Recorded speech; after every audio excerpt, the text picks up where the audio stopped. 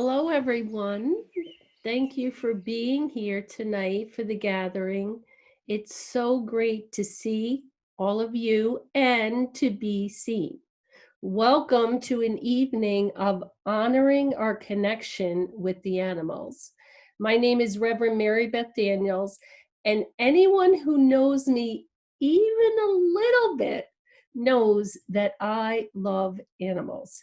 And for me, part of loving my animals is being in relationship with my animal companions as a meaningful spiritual practice.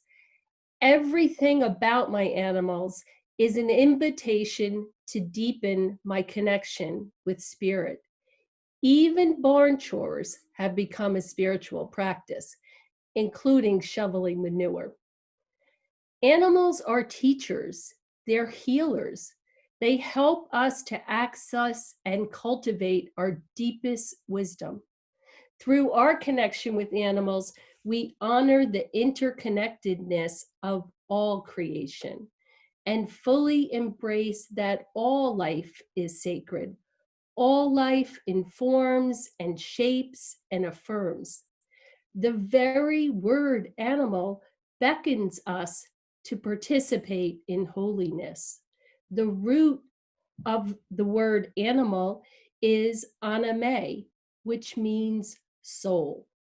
Now we know that there's a lot of scientific research touting the psychological and physiological benefits of our relationship with animals, including decreasing blood pressure, lowering stress and anxiety, improving the immune system, reducing depression and loneliness, all are which are great in these uncertain times. But what is less talked about is the spiritual benefits. What about the many ways our animals enrich our lives spiritually? Tonight, we will explore and honor that relationship.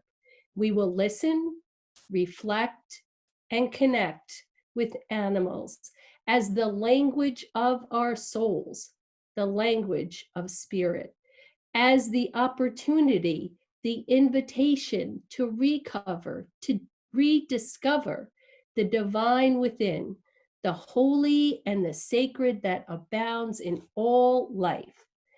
And animals speak, not in words, but speak beyond words, with sounds, with rhythms, and give us the opportunity to listen deeply, openly with our hearts.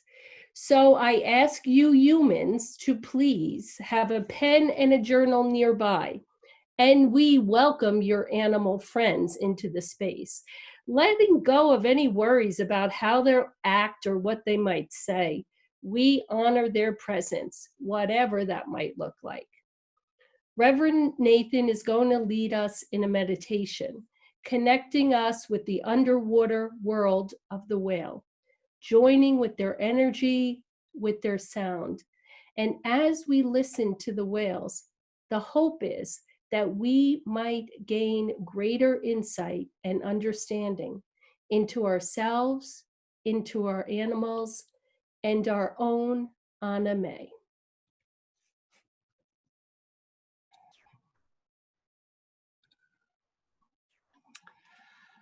Hello, everyone. Before we move into that whale meditation, the sound meditation that we're going to have an experience with, I just wanted to turn your attention to two really specific gifts that our animal companions can bring us. One of those gifts is a deep awareness of the present moment.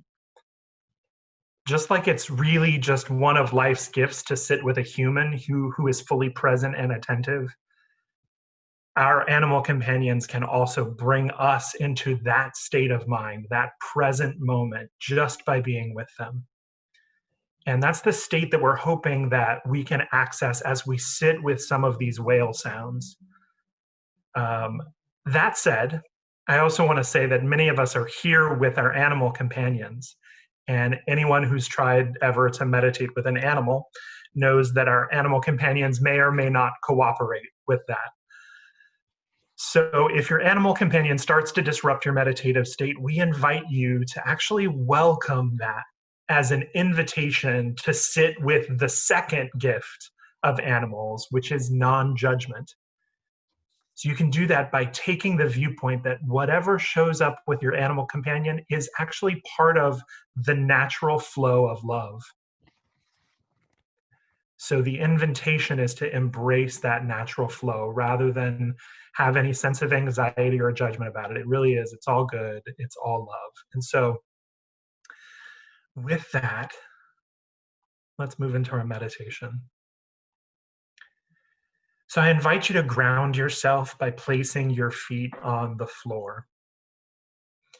You may even want to rock your feet back and forth slightly just to feel the whole sole of your foot feeling the support that the floor provides you. And now, if you feel comfortable closing your eyes, you can do so now. Otherwise, just lower and soften your gaze.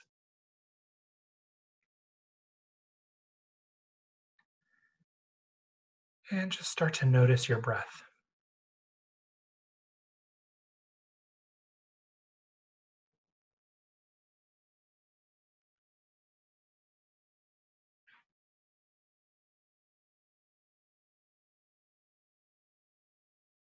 And see if you can begin to just lengthen your breath slightly.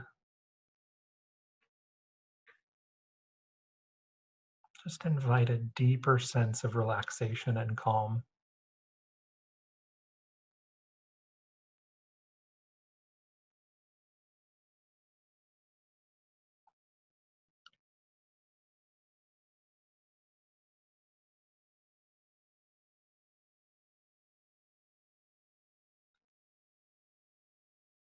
Now, in a moment, we're going to begin playing the sounds of the whales, but let's move towards inhabiting that space with our imagination. Let's imagine ourselves as one group sharing a boat that is floating out into the calm ocean.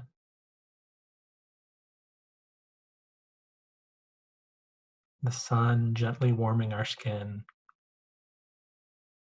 the breeze moving across our body.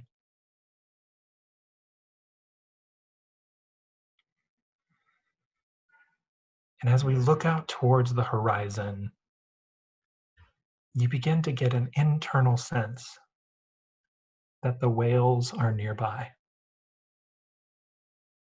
They're beginning to share the space with us.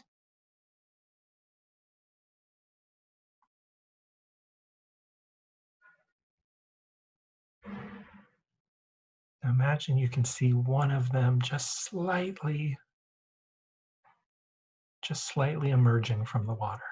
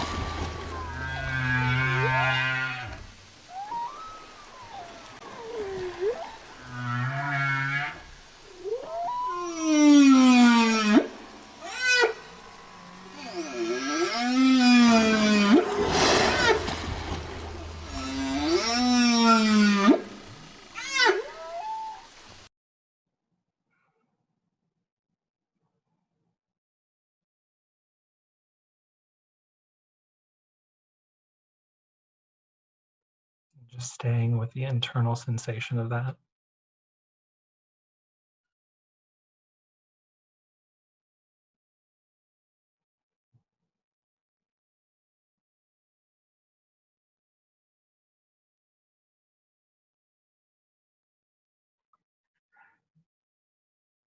and using your breath to metabolize all of that into yourself, that beautiful spiritual energy.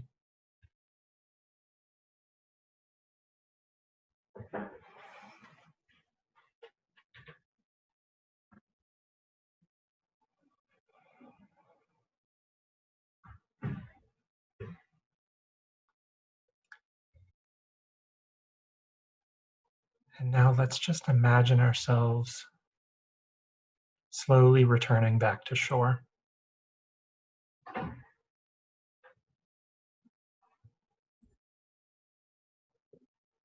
Stepping out of the boat, feeling your feet on the ground,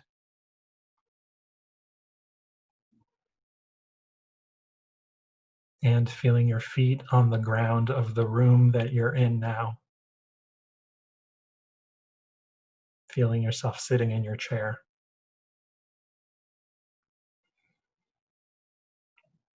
Wiggling your fingers and your toes, and at your own pace, coming back into this room and opening your eyes.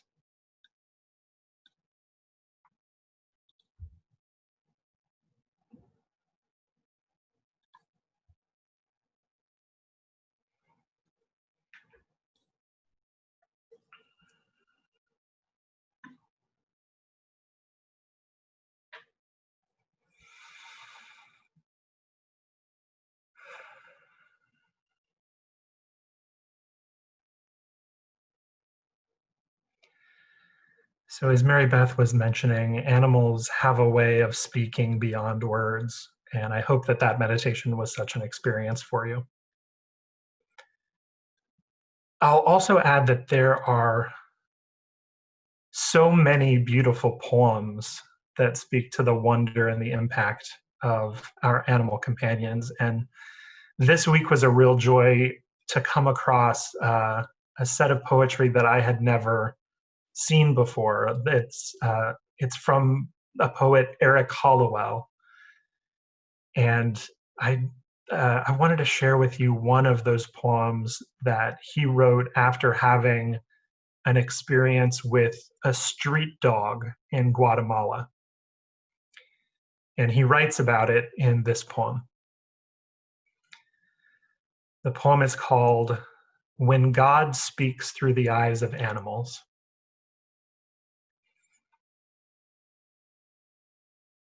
It is so sweet when God speaks through the eyes of animals. I saw a dog in the streets of Antigua, Guatemala, unbelievably skinny, bones protruding. My heart was hurting. So I gave him chicken I'd had in my mochila. I looked back as I went on, and the dog, for all his need, found it more important than eating to stare at me all my way out of sight. Maybe he was thinking, how sweet it is when God speaks through the kindness of strangers.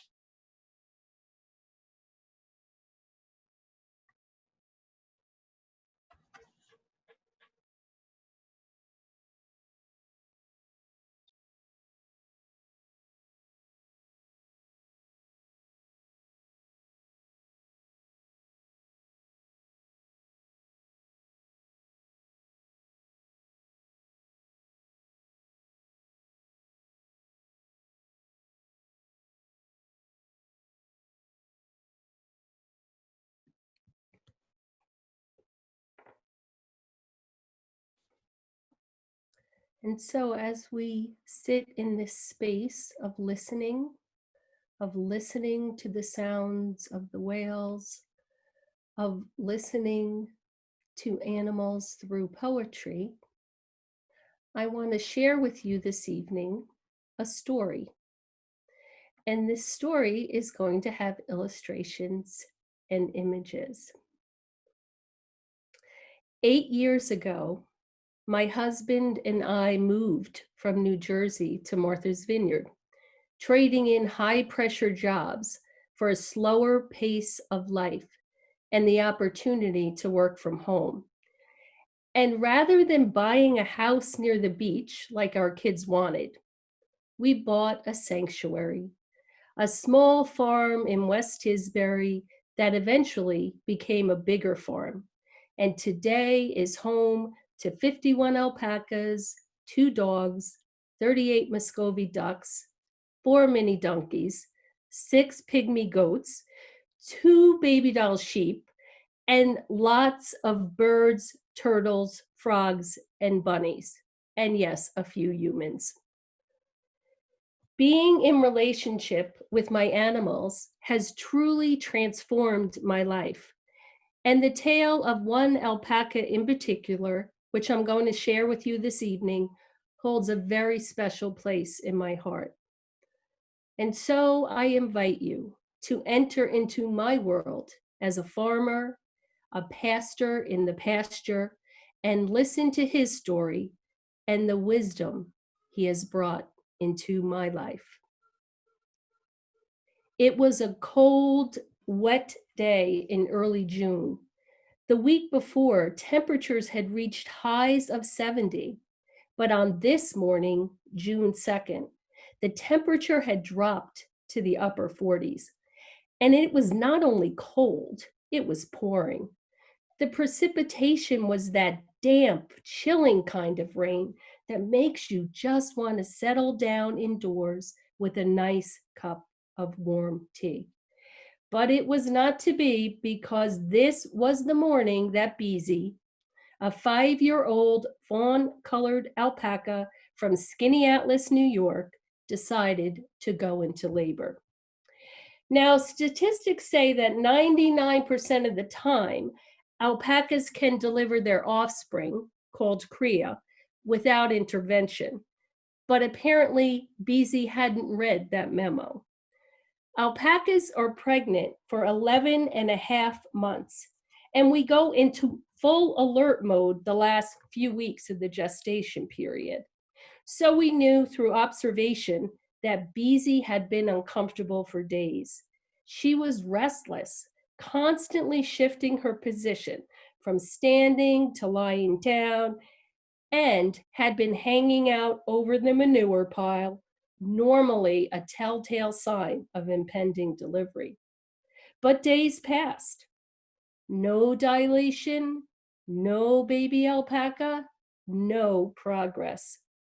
Working with the alpacas and being in relationship with them, I've learned to trust my intuition of when to stay in the pasture and when to leave. So this morning, after completing the basic chores, I decided to hang out with Beezy in the pouring rain. My instincts were right on, and half an hour later, Beezy's water broke. Now, normally at this stage, we would soon see a nose or maybe a foot protruding, but as I picked up Beezy's fluffy tail, there was nothing. She was clearly in discomfort, standing up, then lying down again and again. I called my husband to come out to the pasture to offer assistance while I performed an internal examination. It's quite amazing what you learn to do when you are in relationship with a farm full of animals. And despite having done this many times before, I could identify no discernible body parts. Now, in situations like this, and yes, there have been a few, I have learned to rely on spirit. So in that moment, I did the one thing that I knew could affect change. I paused and I prayed and I called in every one of Beezy's spirit guides and all those of her yet unborn baby. I knew I needed more human as well as divine help. So I texted my daughter, who soon joined us in the pasture. And after prying and prodding and trying to shift Beezy and the position of the Kriya, I asked my daughter to call the veterinarian and put her on speakerphone. You have this, the vet told me, but I didn't. I was calm, I was collected. I had done this before, but I knew that this one was different. The vet and her assistant showed up about 30 minutes later, and a team of 5 worked on Beezy for over 2 hours. We lubed up and we pushed and we pulled and we rearranged and we shifted, but there was no progress. What I was able to eventually discern was that one of the Kriya's arms, the right one, was straight and locked completely behind him. There was no way to unhook it. At that point, our team of 5 were chilled to the bone. I was covered in mud from head to foot, from lying face forward on the saturated ground. I had tried any position I could think of: sideways, on my knees, through my knees, over Beezy's torso, to help that little Kriya through his mother's birth canal.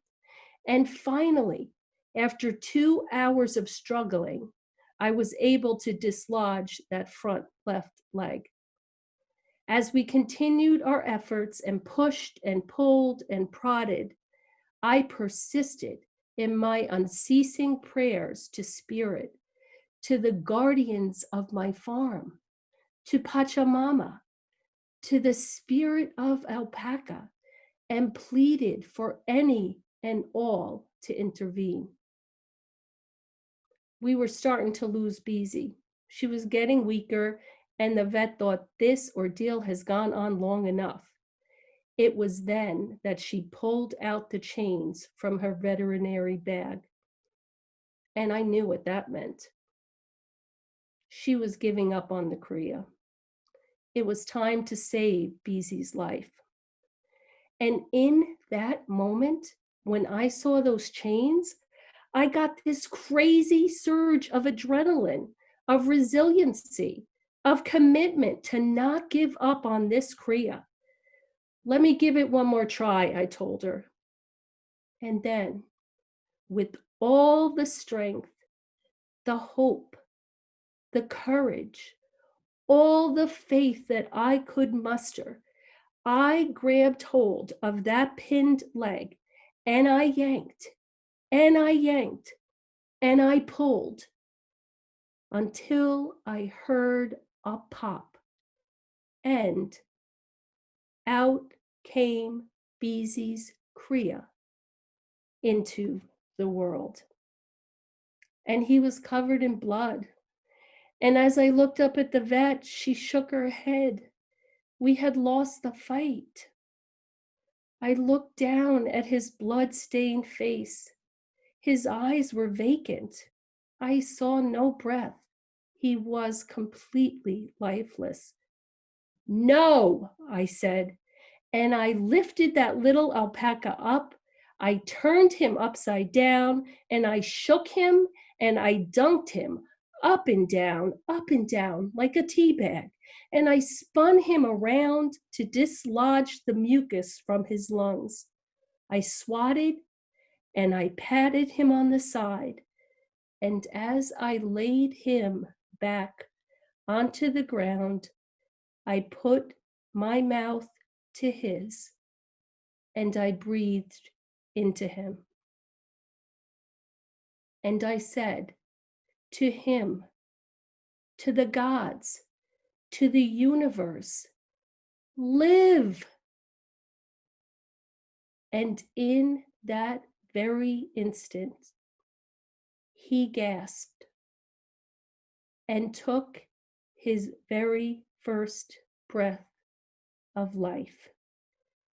I named him Ruach, which in Hebrew means breath of life, breath of the Spirit. I have learned a lot from Ruach, and I continue to learn more each day from this miraculous, no longer little creature. I learned that sometimes when you think there's no life left inside of you, that God, Spirit, Source, the divine, gives you new life, both literally and figuratively. Sometimes all we need is for someone to believe in us. I also learned that everyone needs a little help in this world and that it's okay to need one another. That's how we're wired. Whether you're an alpaca or a human, if we breathe, we yearn to be in community. And there is a place and a role for everyone. Each of us is called to help one another. When the situation presents itself, answer the call and trust that the person called to help is you. And Ruach reminds me of an important piece of wisdom that I continue to hone in my work with people in all phases of transition from birth to death. There is a time to let go, and there is a time to hold on.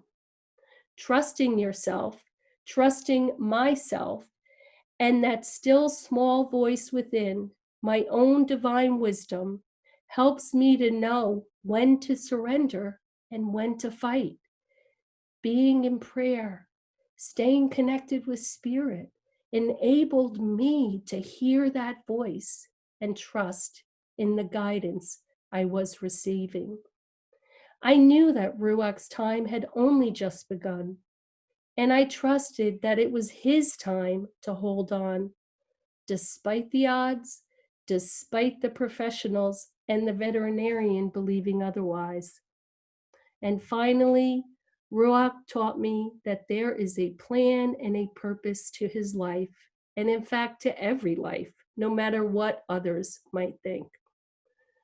Ruach is a blue-eyed white alpaca, which is a genetic deformity in the alpaca world, and it resulted in him being deaf. A lot of farms would have given up on him, let him die, knowing that a blue-eyed white alpaca would never win ribbons or be a champion breeder or be saleable. But Ruach's lesson is the lesson of us all. We are valuable. We are loved. We have a reason for being here. And that is what the Holy One sees when she looks at Ruach, when she looks at me, and when she looks at each one of you. Now that Ruach is a little older, he's one of the most popular alpacas on the farm, the ambassador who runs to greet every visitor. Ruach is a treasured soul who has enriched my life with countless blessings. He reminds me daily that this cycle of life, from birth to rebirth, from life to death to life, is precious. Ruach has taught me that this amazing, miraculous cycle into which we are born, this spiritual sojourn that we travel upon, is filled with countless choices. And even though it is our own journey, we traverse the road together. We're surrounded by the support and the wisdom and the love of divine, human, and yes, animal guides. We're surrounded by many who are here to help us, who teach and encourage us to listen, to grow, and to become the best versions of ourselves that each is called to be. So I invite you to listen to your own still small voice within, to open yourself to the sounds of the universe, to trust in the magic and the mystery of creation, and in the end, to always follow your heart and the wisdom of your animal companions. Ruach and I send you love.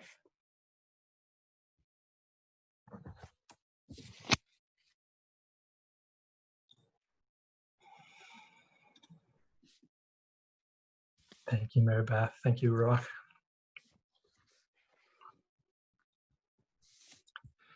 So we've been talking a bit about the spiritual connections that we have with animals, and now we want to shift gears and move into a reflective space where you can think about your own connection with an animal. And so, to help facilitate this, we'd love you to just grab a journal or something to write with and just see where this journaling prompt that's up on the screen now, just see where it takes you. We'll take the next several minutes to journal on this topic, and I'll just read it for you. Think of an animal you feel a connection with and consider what wisdom they hold for you. Take the next several minutes. We'll have the sounds of birds in the background to help inspire that.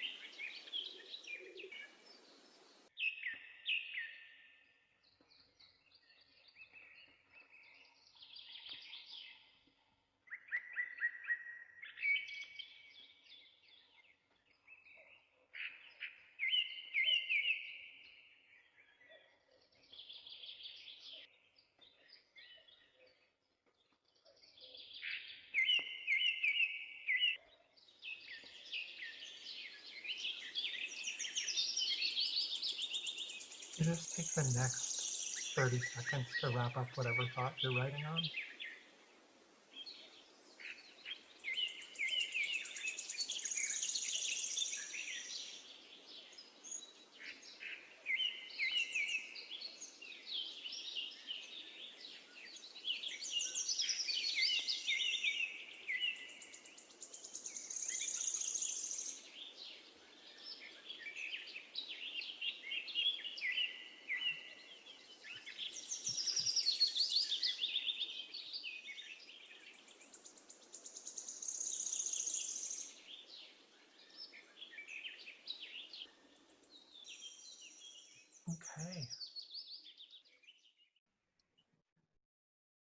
So now we just want to enter a time of sharing.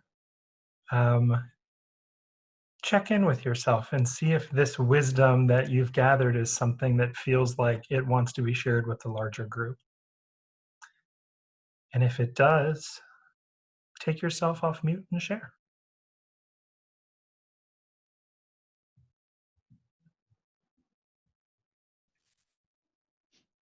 I'll share. Hi, Kathy. Hi. I live in the Boston area, pretty urban, and I've noticed lately that a duck came right up to me and looked at me. And another time, a bunny came right up to me and looked at me. On my walks in the neighborhood, this cat keeps like rubbing up against me. My husband has been taking jogs, and hawks, like one had a squirrel catch and didn't even walk away when Benny, my husband, was close to him. So I'm not sure what the wisdom is.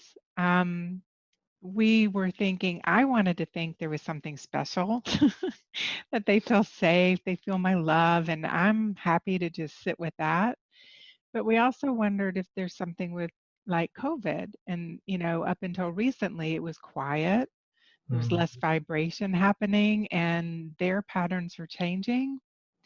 So what I was getting, was first just enjoying that feeling while I was journaling.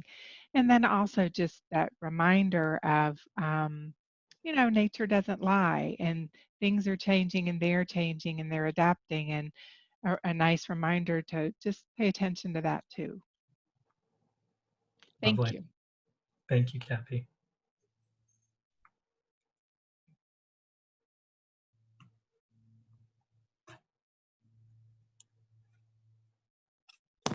I'll share. Hi, Laura. Hi, this is Laura. I live in Long Island, New York, and I definitely got a message here.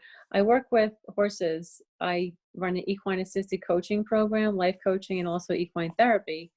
And I've worked with many different horses, and I continue to work at a few different barns. And there's at least one horse at each barn who is an exceptional healer and really loves this work, where they just come up to people and they stand over them and they support them where they need healing. And I watch these horses take the energy, help to, to take the negativity or the stress or the fear or the sadness, and they release it, and they lick and they chew and they yawn and shake their heads and snort. And it's wild because all growing up, I learned, I was riding and competing in events, and I never saw horses quite the way I do now when I started doing this work, you know, quite a few years back. And so there's this one horse, Sparky. He's a beautiful gray horse, and he was on his way to the slaughterhouse about a year ago, and the owners of this barn just got him. They saw him on the internet, and they got him off the truck, literally. And it was a good thing, because he's been the most amazing horse, and he just loves people and connecting with people and helping them. And whenever I go there, and I was there the other day, and my lower back was really hurting, and I'm talking to this girl in the ring. A friend of mine had stopped to see the horses, and he just moved his body about 6 inches until he was literally against that exact spot that hurt, and he just stood there for 2 minutes, and then he moved away. And I have to tell you, I was like 80% better, and right after that, and I couldn't believe it. It was amazing. So I was just in awe. And this meditation that I did just now, I connected with Sparky, and the message that he gave me was, I understand you. You are not alone. You have many gifts to bring to the world. We are similar. We are both healers. Take in my healing energy and let it infuse your body. Thank you for giving me purpose. I love working with your people, and I'm always healing you too, even if you're not touching me. Don't be afraid to take that leap forward. Have courage and faith. So that was profound. Mm, beautiful. Thank you, Laura. You're welcome. I'll share. Hi, Debbie. Hi. Hey, hi. Thank you both, Mary Beth and Nathan. This is I'm actually going upstate, for the weekend, so I'll be picked up in a little while. But when I saw this with the topic of animals, I'm like, I'm not missing this. So, is it okay if I just read what I wrote in my journal, and I hope I can read my own handwriting? Sure. Thank you. Okay, so I have an amazing connection with, especially my dogs, and their beautiful, and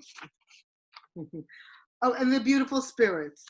My beloved Suki, who was a Maltese dog and really passed away too soon. She was like about 11 years old, and for little dogs, they can live to be 15, 16, 17. It was one of the most devastating experiences in my entire life. And I won't go into detail, but anyway, my beloved Suki, who is over the Rainbow Bridge, is in my heart and soul every day, forever. She's a part of me, a lovely being. My two equally lovely, not Suki, they all have their own personalities, just like we human beings do. So my two lovely rescue senior dogs, they're oldies but goodies, who I adopted. So Mikey, my little boy dog, I adopted him from the Animal Care Center in Harlem, actually, about a year and a half ago now. And Bella Baby, my second rescue dog, also from the Animal Care Center, the Manhattan location, I adopted her about 7 months ago. So they are my companions, my soulmates. There's such precious gifts in my life that is really beyond words. It's just even really beyond words in my life, and especially now during COVID-19. When I do live alone at this point, I'm sheltering still pretty much almost 24/7. So, to have them with me, it's just beyond.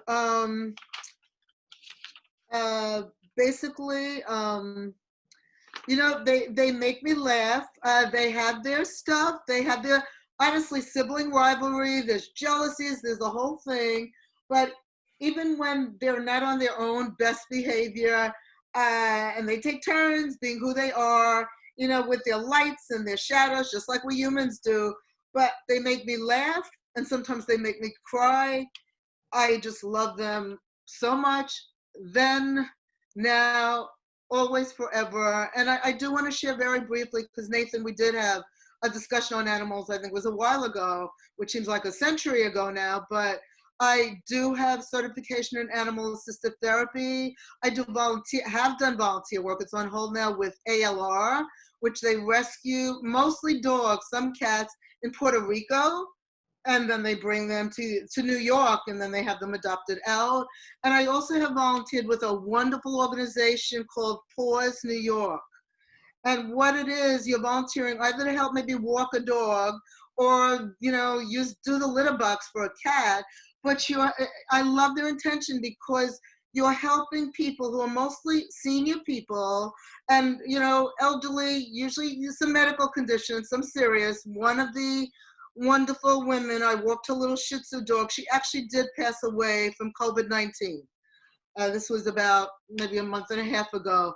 But it's, again, a plug for Paws New York. You're helping these people who either, financial limitations, disabilities, age, whatever. You're helping them keep their pets in their homes. Because a lot of these people, have to give up their pets to a shelter or whatever, because they just can't, for financial reasons or whatever. So I just love Paws' intention, that they're making a difference. They're keeping animals out of the shelters and keeping the pets with the beloved, I don't even want to say owners. It's the animal companions and their mommies and daddies, and that's my plug for Paws New York and ALR, and animals are such blessings in our lives, beyond words. Thank you. Thank you, Debbie. Thank you. We have time for one more share. I'll take that spot. Okay. Hi, Erica. Hey. So I just recently graduated seminary this year, and about 2 weeks before ordination, I was, in a mad dash to get all the homework done, and I was just really tired. I was taking a nap, not taking a nap, but just kind of laying down. My cat is not a cuddler, really, by nature. He likes to love you on his terms.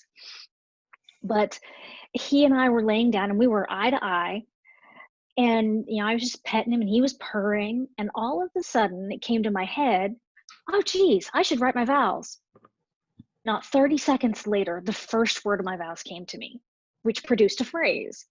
Then I realized, oh wait, I have to have my favorite word in it too, which then produced another phrase. And within 60 to 90 seconds, my vows were written.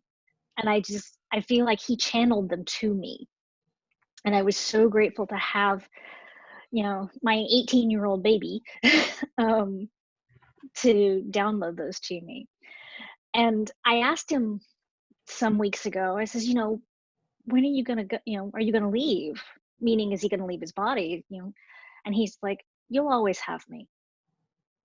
So my baby is caring for me. He's very much a wisdom cat, very much a healer cat. He comes and stands on me and does his CAT scan and makes sure I'm okay. But those two pieces just really came back to my memory as we were doing this exercise, because they were so moving for me. Thank you, Erica.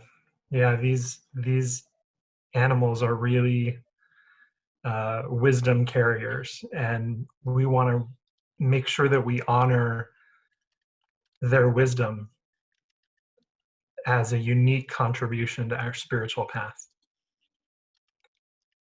And these stories that come up and come up in our minds are reminders for us to fully integrate the message. And I wanted to just share quickly, Eric Hollowell, the poet that I read from before, was changed in many ways from that interaction with that Guatemalan street dog. And he wrote another poem about it that I'd love to read for you. This one's called Just Fed a Guatemalan Street Dog. I know you're not supposed to think of their gratitude, not allowed to dwell on what a great guy you are. But an animal can clarify the issue. Like I just fed a Guatemalan street dog, bones protruding, nursing a litter somewhere, but too afraid to come when I called, with my bowl of food in hand. I had to back off 20 paces to make her feel safe to approach the food.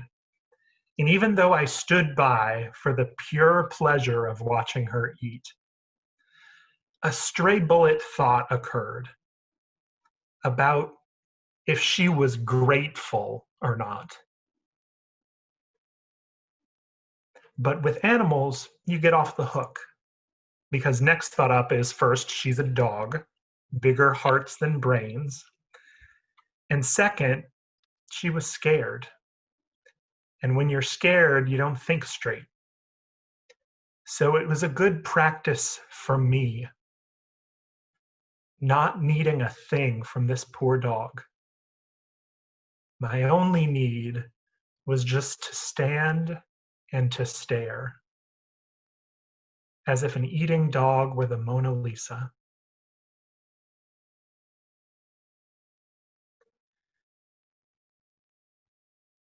So we've experienced tonight how animals make a real impression, and we just want to end the night with a blessing. So Mary Beth will offer a blessing to the animals before our closing song. So I just want to thank everyone for your shares, and just such a wonderful reminder of what a blessing and what a gift our animal companions are. So if you have an animal there, I invite you to bring them in, and if not, just hold them in your mind and in your heart as we say this prayer.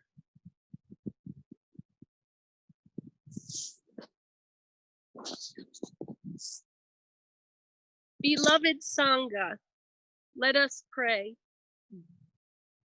Blessed Creator, Great Spirit, source of love and of life, we give thanks for nature, for Mother Earth, for Pachamama, for the animals who live alongside us and around us as companions and friends, for their loyalty, love, and trust, which enrich our lives and give us joy. May we, as animal companions of the four-legged, the two-legged, the creepy crawlers, the finned, the furred, and the winged ones, learn the value of kindness, the power of mercy, the strength of gentleness, and a new spirit of humility. Bless our animal companions. May all animals know good health. May all animals be surrounded with grace. May all animals be safe and protected. May all animals who are sick be healed. May all animals who have been lost find guidance. May all animals know love. May all animals know peace. We give thanks for the many ways our animals teach us. May we learn from our animals' ability to be aware, to be connected to the here and now, to be present in this present moment, to be grateful and to love unconditionally. May we quiet ourselves enough to listen to the voices of wisdom that emerge from within, that emerge from our animals, from creation. May our animals continue to shape our spiritual journeys with their playfulness, their intelligence, and their radiance. And through the presence of our animals, may we connect ever more deeply to the heart of the Holy One, to love, to the source of all that is, with renewed devotion to all life. May it be so. Amen. Amen. Thank you so much for being with us this evening.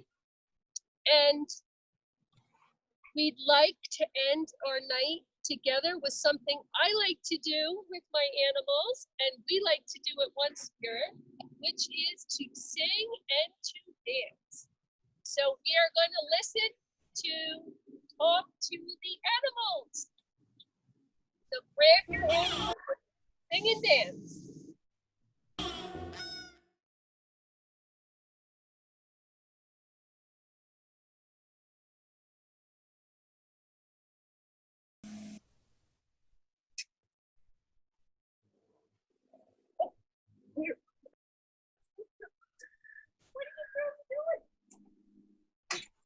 Thanks for coming, everyone. We'll see you next time.